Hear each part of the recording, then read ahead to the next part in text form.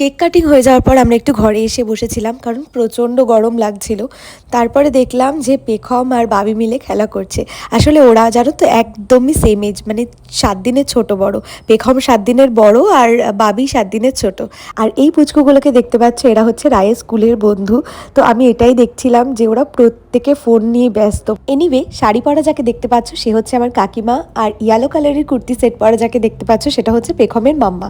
পেখমের মাম্মা আর আমি প্রেগনেন্সি টাইমে একসঙ্গে ডক্টর দেখাতে যেতাম, একসঙ্গে ফিরতাম। তো ওর সঙ্গে আমার বন্ডিংটা কিন্তু সেখান থেকেই স্টার্ট হয়। এখন কিন্তু আমরা দুজন খুব ভালো বন্ধু। আমাদের দুজনের বেবি যেহেতু ছোট, সেই জন্য খুব একটা দেখা সাক্ষাৎ হয়তো হয় না, কিন্তু ফ্রেন্ডশিপটা একই রকম রয়ে গেছে। আজকে প্রায় অনেক দিন পরে যেহেতু দেখা হয়েছে, তো বেশ খানিকক্ষণ গল্প করলাম।